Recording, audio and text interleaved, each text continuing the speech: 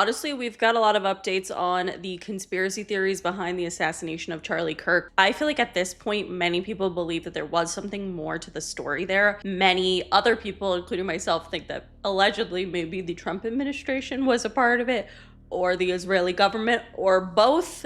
I don't know. I just do genuinely believe that there is conspiracy here. And at the end of the day, Candace Owens has literally proved at this point that Charlie Kirk was genuinely scared that he was going to die. He very much said in text messages that have now been confirmed that he was scared that he was going to get murdered. And there's a lot to talk about. Honestly, Candace Owens did a fucking video just called Dear Erika Kirk. It was crazy. But we're gonna debrief and talk about some of the conspiracy theories because there's just definitely more to the story. All right, the first theory surrounding this has to do with the color maroon. Now, this has been a very popular theory spreading like wildfire on TikTok because it's actually incredibly interesting. And I don't know what else to think about it besides it's something suspect. So I think this is the original creator who pointed out this theory. At least they're the first TikTok that I saw. If you don't know, during the Charlie Kirk assassination, there was a significant number of young men wearing maroon shirts. Originally, Candace Owens was the first person to point this out, and everybody called her crazy. However, I found proof that she was right. So after she made this claim, a lot of people called her crazy, but then there was also a good amount of people from the military that were saying that's absolutely a thing that the military does during secret operations in public areas. They choose a color of the day. So I started thinking, right? I was like, what if I searched in the DOJ files the term color of the day? And what do you know? I find 40 results of different FBI briefings talking about a color of the day. And every single one is unredacted. You can see what the color of the day was for that day for whatever military operation was going on. Now, most of the details for the military operation is redacted. However, on the day of Charlie Kirk's assassination, the morning of, before his death, they established a color of the day for a sit rep, which is just a military situation report. And the color of the day is redacted. Out of 40 different files mentioning a color of the day for secret operations, the day of Charlie Kirk's assassination is the only one that has a color of the day redacted. I mean, do with that what you will. I think that's obviously incredibly suspicious. And I also agree. I feel like there was a lot of maroon that day, which doesn't make sense because UVU's colors are green and white. So wearing maroon was just kind of random. Like, I just felt like there were so many people in maroon, and obviously that was like part of what Tyler Robinson like was allegedly wearing. And I don't know, it all just does fit in. And I used to really not like Candace Owens because I didn't agree with like anything that she said, but I have to say with the Charlie Kirk assassination stuff, she's onto something, okay? She is absolutely onto something here, and I feel like it is very important to talk about. Honestly, with everything going on with like the Epstein files and everything that we've seen so far, I would not be surprised at all if allegedly under a Trump administration that they were working with Israel and wanted to take Charlie Kirk out because he started to change his opinion on Israel. He started to say that Israel was ethnically cleansing Gaza, which again is just not something that they want young conservatives to say, especially young Christian conservatives. Like, that's not the narrative that Bibi Netanyahu wants pushed, okay? It was definitely concerning. But either way, Candace ended up making this Dear Erika Kirk video. She posted a 17-minute video on TikTok, and I was sad. I watched the whole damn thing. And I think it's interesting because obviously her and Erika had a conversation together, like in person. It was like 4 hours long or something, and they seemed to like have some agreements, but ultimately Candace has still been speaking out against Erika and about her behavior because it is really fucking weird. And Candace basically sits here and points out all of the discrepancies from Charlie Kirk's assassination to Erika's whereabouts that day. She covers it all. So the thing about this video that Candace kept repeating, and I have to agree, is that she kept saying like, if I'm lying, sue me. And I think that that is very important to know because obviously from what we've seen, Candace has not been sued yet. And if she were lying, these people would be able to easily verify their whereabouts and sue her for defamation. And I think that 100% that would occur. But clearly the fact that no one's taking the legal route, I find to be a little suspicious here. So I guess Candace in 2019 ended up leaving Turning Point USA, and a lot of people thought that it was because she was changing her stance on Israel and becoming more pro-Palestine. And that is somewhat true, but the main reason that she decided to step down was because there was a fracture in trust between her and Charlie, where basically Charlie lied to her face about money. And it had to do with fundraising for TPUSA. And at the end of the day, she was just hurt and upset that he lied to her, but she still said, like, you're young and naive and vulnerable, and you don't want to know what the wrong type of money could invite. Candace also talks about how Charlie, and I think she's kind of alluding to the conspiracy theory that Charlie was planning to leave Erika.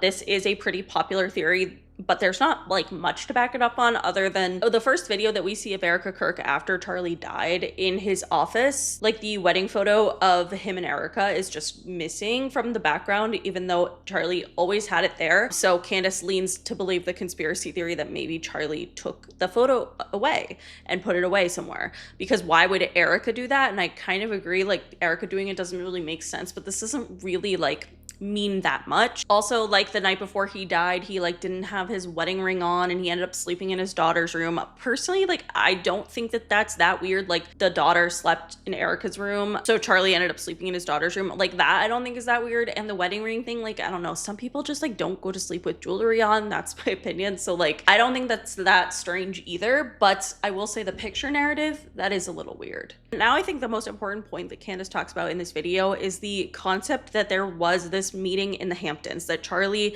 had a meeting where Netanyahu told him that he could take TPUSA to the next level, and she alleges that Erika was also present. She accuses Erika of not only claiming that the dinner never happened, so allegedly at this dinner, Bibi Netanyahu's like, hey, if you support Israel, like, essentially we can take TPUSA to the next level. Like, it'll be like, they were willing to donate a lot of money, and Charlie turned them down because, again, he was having some conflicting thoughts about Israel because of everything that's happening in Palestine. So Candace not only accuses Erika of lying about the dinner because she claimed that the dinner never happened, but she also claims that she paid like influencers, an army of influencers who are like a bunch of pro-Israel like social media presence, to literally lie and say that this never happened, which is crazy because, again, if she's lying, if Candace is lying, sue her.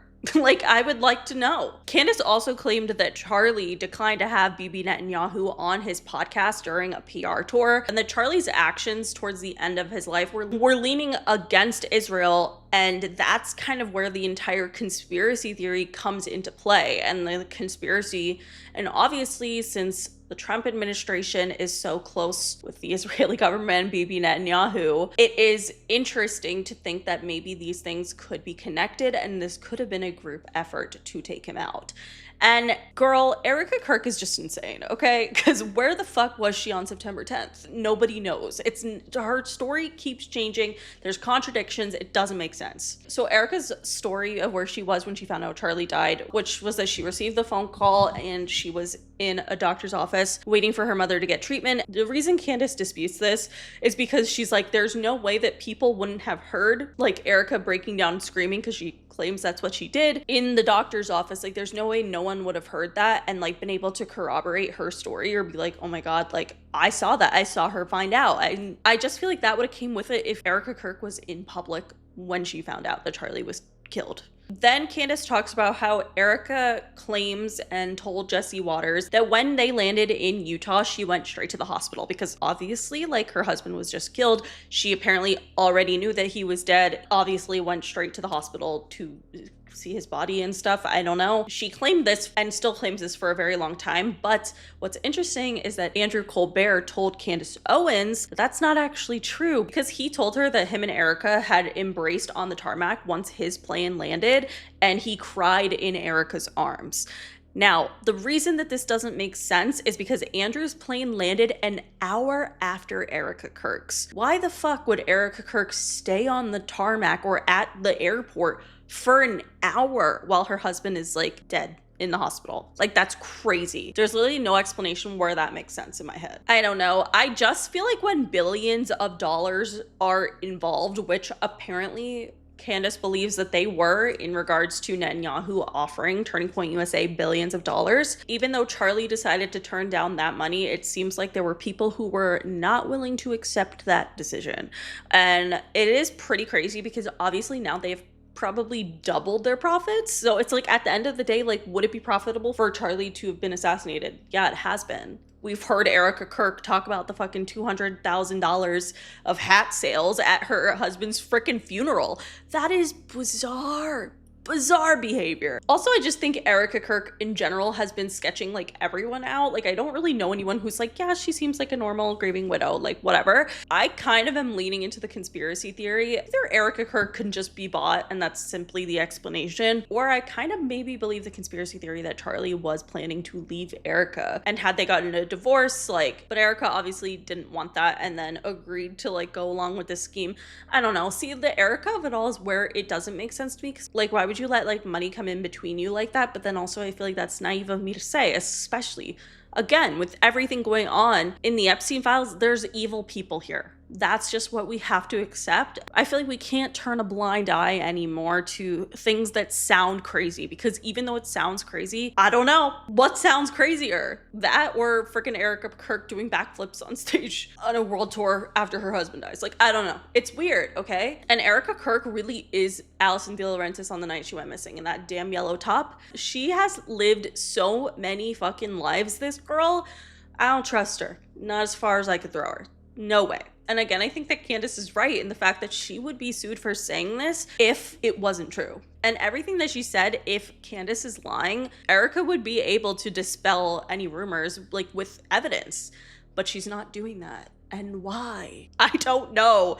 And then that tied in with the whole maroon conspiracy of it. I just am like, girl, I don't know. I kind of do actually think that this feels officially like it was a setup. I mean, even though I have already felt like that in the past, I just feel like at this point, the amount of information that keeps adding up here, it's clearly suspicious. And I don't know exactly what the correct answer is. Like, I don't know if Turning Point USA is responsible. I don't know if the Trump administration is responsible. I don't know if Bibi Netanyahu is responsible. I don't know if Erika Kirk herself is responsible. I don't know. Leaning towards the facts here, which is that Bibi Netanyahu offered TPUSA to take them to the next level, billions of dollars, and Charlie rejected them. And then he was dead. So I don't know. You do the math, you know? Anyway, the next theory that we're going to be talking about has to do with the Jackson family. So there's a pretty popular conspiracy theory running around. Janet Jackson's biological mother is actually their oldest sister, Rebby Jackson, whom I've literally never heard of, which is crazy, but like, I don't know her. So Janet Jackson was born in 1966, and she is officially like the daughter of Catherine and Joe Jackson. And there's really no explanation as to why people believe this necessarily, other than the age kind of makes sense. Like, if Rebby Jackson did get pregnant, she was like about 16 years old when Janet was born. That's a very believable age for someone to get pregnant and their parents be like, no, let's just pretend it was ours. I never understand why people do this, but I've seen it happen before in real life and in TV shows. Like, it always plays out. If a young teenager gets pregnant, they just think it's better to pretend like the parents had another kid. I don't really get it. But the conspiracy theory goes a little darker. So Joe Jackson is someone who was accused of abusing his children. And so this is obviously disturbing, but there are people who believe while Rebby Jackson is the mother of Janet Jackson, that Joe Jackson is still her father, which is obviously disgusting. And like, I hope that's not true. I will say Rebby and Janet Jackson look incredibly similar, but obviously like they're siblings. Of course they look similar. So I don't know how much I believe this conspiracy theory, but I found it pretty interesting because it is weird that Rebby Jackson is so in the shadows and not famous. And like, there's just clearly a gap between her and her siblings when it comes to the spotlight. And I found it interesting. I don't know. I mean, I feel like the Jacksons are obviously one of the most famous families ever. So I do think it makes sense why so many people believe this to be true. I think that that's why there's so many conspiracy theories around them in general. But I do find it to be interesting, and I want to hear your guys' thoughts, because I felt like that was a new conspiracy theory that I hadn't heard before about the Jacksons. Because usually it's about MJ, obviously. All right, the next conspiracy theory I want to talk about is the fact that Jim Carrey really did try to warn us in 2018. Now, this is not when he went on Jimmy Kimmel and was like, Illuminati, like all-seeing tongue, whatever. It's not the New York Fashion Week, so he has done this quite a lot. But when you listen to the thing he said in 2018, He sounds like he's talking about Epstein Island, and I don't like that. I don't. Kidnapping children is not what great nations do. Hatred of immigrants, contempt for the truth, greed, and the abuse of power. There is a sinister deep state diabolically plotting to what? We in America are misinformed. Reality shows have warped our idea of what a hero is, or what the truth is. I do think that Jim Carrey obviously has been someone speaking out about this for a while, but he is a comedian, so he does it in kind of a joking manner so that he doesn't get in trouble for it. And I actually think it's like very admirable, if true, that he is still doing that, because I do think that what he's saying is obviously important and it's fucked up. Like, how can you just like see these things happening in Hollywood and turn a blind eye? I don't know. But also, I've never been like an actor or singer where your career's at stake, and sometimes people believe like your family and friends are at stake and they will kill you for telling the truth. I don't know. It's dark. But do you think that Jim Carrey really was trying to warn us about what was going on in Hollywood? Let us know. All right, the next conspiracy theory is crazy. It is the idea that the reason that traveling abroad costs so much money from America, at least, it's because our government does not want you to go to other places because you live in the mindset that America's the greatest country in the world. America's the greatest. America does this better and that. And then you go to these other countries where you see people having free healthcare and being able to do like, get specialists to do a whole diagnostic of your entire well-being for like a cheap amount of money, which in America would cost literally like tens of thousands, if not hundreds of thousands of dollars to do. And so the kind of conspiracy theory is that what if international travel is expensive on purpose because the government doesn't want Americans to realize how bad we actually have it in comparison. I do think that this is somewhat true. I feel like if you've been to Europe, Canada, like any of these places, like it is very confusing how America is so like up its own ass about being the best country in the world. Like I just feel like the way that other countries are portrayed in school and just in media in general is kind of fucked up and also like really not accurate to how it is. And I think this conspiracy theory is 100% true. I think it makes so much sense. So many Americans go their entire lives never leaving the country. I do think that this theory is to an extent true. I really want to hear your guys' thoughts. So especially if you live in other countries, do you guys all shit talk America? I want to know. I've been thinking about this for a long time at this point, but like, do you guys all talk about how like America just thinks they're the best at everything when they're like kind of not? Like if you look at the rankings of best healthcare, best education systems, like America's like never number one. So where did they get this narrative? I don't know. I always say America's the Leo of the zodiac signs. Like they're cool, but they're a little delulu, you know? I don't know. All right, the next theory I want to talk about has to do with Eyes Wide Shut. So I feel like this has been a pretty popular conspiracy theory since the Epstein files have been released because so many people are realizing that some of the things that happen in this movie are literally happening in Hollywood, and that's obviously fucking terrifying. But what a lot of people don't know is that the director of Eyes Wide Shut, Stanley Kubrick, actually died 6 days after showing the studio like his final cut of the film. It's kind of suspicious, okay? So he makes this move about masked elites, secret rituals, coded invitations, and a world where wealth can buy access to literally a different set of rules, which now we are seeing played out in front of us. And then he dies after screening it for the studio 6 days later. And you know what? When the movie comes out, there were things that were cut that we will never see. And I think that is the part that gets a lot of people questioning this conspiracy theory, is because there is a lot of theory about how there was like about 45 minutes to an hour of footage that was cut from the final cut of the film after Stanley died. And I do think if that's true, that's really fucking suspicious. I really want to know what you guys think about this, because I feel like I saw this conspiracy theory a while ago. Like we've talked about the concept before of like Eyes Wide Shut parties and the movies and Stanley Kubrick. But now again, when all of this shit is being released with the Epstein files and knowing the shit that they were doing, it kind of matches up. So did Stanley Kubrick just see something that he shouldn't have and tried to expose it? I don't know. And then he was killed for that. I don't know. It is definitely an interesting conspiracy theory, and I would say worth looking into, but let me know your thoughts. Okay, so Obama, he confirmed aliens are real. Like actually, he literally said yes, so. Are aliens real? They're real, but I haven't seen them, and they're not being kept in what is it? Area 51. Area 51. There's no underground facility, unless there's this enormous conspiracy, and they hid it from the President of the United States. What was the first question you wanted answered when you became president? Where are the aliens? Where are the aliens? So Obama basically confirms they're real, the aliens are real. He says it himself. But I agree to an extent. I've been saying this for a very long time, is that I do not think the president is in much control of is as in much control as people think they are, if that makes sense.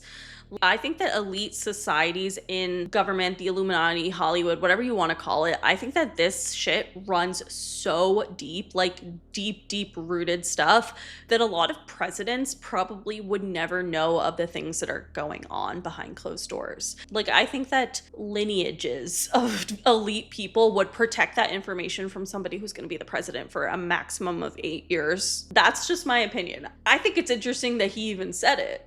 Unless there's a bigger conspiracy theory and they're hiding it from the president of the United States. Even though he was probably kind of joking about it, I do think that it is an interesting theory. I mean, obviously, we have been told there is proof of aliens. We know this. But to think that the government doesn't have more information, I think is a little naive. And I also think they probably actually just did hide it from Obama, or he just lied, just now. So I don't know. All right, the next theory that's been going crazy viral on TikTok right now has to do with Rain Disick and Justin Bieber and Selena Gomez, but it's not the theory you think it is. Because we've definitely talked about the theory that Rain Disick is secretly Justin Bieber's child with Kourtney Kardashian, and they had an affair.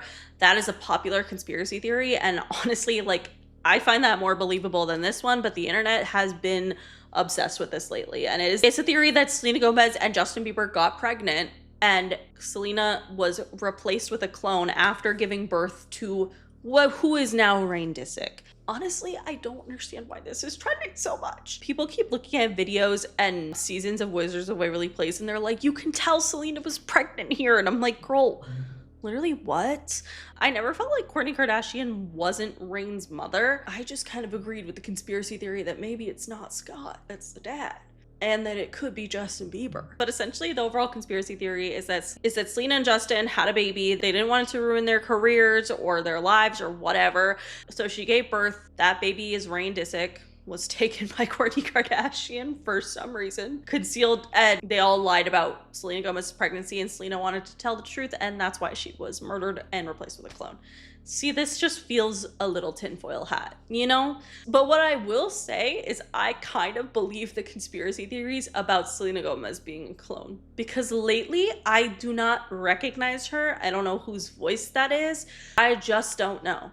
Again, not that I ever necessarily, believe that much in clone theories or celebrity replacements and lookalikes and all that shit. But honestly, her and Britney Spears are two people that I just don't really have a good explanation for as to why they look so damn different. Because it seems like things change about them that are not related to plastic surgery. Britney Spears' teeth changing so dramatically, not in a positive way where she got veneers and she has a fresh new smile or whatever.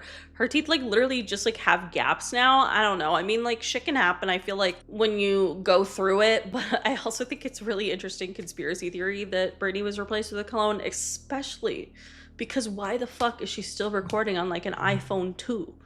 You literally Britney Spears. You don't have a better iPhone yet? She's just dancing around in her living room on an iPhone 2. On an iPhone that barely has a camera. What is that? But I think this theory is interesting. I just don't think it has a lot of evidence, and I'm surprised it's so popular because Selena Gomez was 22 when Rain Disick was born. Justin was 20. It wouldn't have been that crazy if they had a kid. But where does Kourtney Kardashian come in? It just doesn't make sense. However, I will say the conspiracy theory that Justin is that baby's dad with Kourtney, I believe that. No offense to Scott, actually offense. And then I separately also believe that Selena Gomez might have been replaced with a clone or something. I don't fucking know. All right, the next theory I want to talk about has to do with Savannah Guthrie. Only February 16th, while I'm filming this, she has still not been found. And there have been countless amounts of conspiracy theories surrounding her kidnapping, but a lot of people are pointing to Jeffrey Epstein. And I don't know if I necessarily believe it or think that it's super helpful, but it is an interesting concept. And honestly, I feel like we could go in on conspiracy theories about this. I don't know. So Savannah Guthrie has interviewed a lot of Epstein survivors, including Virginia Giuffre, and now people are basically claiming that the disappearance of Savannah Guthrie's mother, Nancy, is connected to Epstein or to the Epstein files. Are basically these powerful people, perhaps the Trump administration, a lot of people say that for this conspiracy theory, and just in general, the people who are involved in Epstein's crimes, those people are basically trying to use their power to intimidate somebody like Savannah Guthrie, who maybe had this conversation with Virginia Giuffre and knew more than what she could tell. Because honestly, Savannah Guthrie has been very vocal about getting the Epstein files released. She has been someone who has spoken to the victims and spoken to them about like how they want the files released. And now people believe this conspiracy theory that because of her speaking out about that and speaking out about the files, now show the concept of if you try to expose these powerful people, you will get punished. And the kidnapping of Nancy Guthrie is a punishment for Savannah Guthrie talking to Epstein victims and talking about how the victims want the files released unredacted and all of that information and spreading that. Concerning, very concerning. At the end of the day, this could really be anything. It could be a crazy fucking fan. It could be like, it could just literally be someone insane. But it obviously does feel like it was pointed. Like it's clearly because of, well, I don't want to say because obviously like it's not her fault, but like obviously Savannah Guthrie hosting and participating in like major NBC coverage of the Epstein survivors and conducting several interviews with different women who accused Epstein. And she was doing this in 2019. At the end of the day, she did do very serious, high-profile reporting on different Epstein survivors. So could this be connected? I don't know. The last theory that we're going to talk about has to do with Ghislaine Maxwell. I saw this TikTok of Ghislaine. She basically pled the fifth for everything and said, you know what? I'm only going to say that President Trump and Bill Clinton are innocent. I'll prove their innocence if Trump grants me clemency, which is fucking bananas to say. Because, like, girl, clemency for this is like, I don't even, if Trump granted her clemency, that would literally be so fucking insane. But regardless, a lot of people are talking about how different Ghislaine Maxwell looks and how maybe the person in jail as Ghislaine Maxwell is actually just a body double. This is where I draw the line. These are not the same people. Ghislaine has been locked up for only 6 years. So why is it that in this new video from prison, does she look like she aged 15 years? She also does not sound the same. This is a video of her 3 years ago during an interview in prison, and this is how she looks and sounds now. I invoke my Fifth Amendment right to silence. Her nose is different, her eyes are different, and her voice is definitely different. And then all of a sudden, they want to release these videos of Ghislaine in prison, going about her day, just to convince the public that that's her. I'm already prepared for some of you to be calling me a conspiracy theorist. But listen, if anyone else committed the same crimes she did, they would not be transferred into a low security prison camp and be given all the perks like food delivery to her cell, private rooms to watch TV, and playing with dogs. Also, in case you didn't know, the prison has prohibited other inmates and threatened them with solitary confinement if they spoke about Ghislaine, complained about her perks, or mentioned anything about her to anyone outside the prison. Yeah, I don't like that. That's just like not her. Especially because the eyes are just what's crazy, because like your eyelids don't change unless you get surgery, and like she didn't get surgery. And I feel like that is pretty bold of me to say, because usually this is something I would find like a little bit tinfoil hat, but that literally looks like a completely different person in my opinion. And honestly, like the amount of comfort the fucking Trump administration has already given her, I wouldn't be surprised if that wasn't her and she's like not in prison and she's somewhere else, or maybe she got murdered because they don't want her to talk. Ghislaine Maxwell should be in a very like horrible prison. She really is being pampered with like white glove service in fucking prison, and a lot of people think that that's due to the Trump administration and like her wanting clemency and all this shit. I don't fucking know. All I know is that those two people are not the same. Sorry. Anyway, that is it for today's video. If you guys liked it, please give it a big thumbs up. Let me know in the comments below what you guys think of these conspiracy theories. But that is it. Follow me on TikTok and Instagram, and I'll see you guys later. Bye.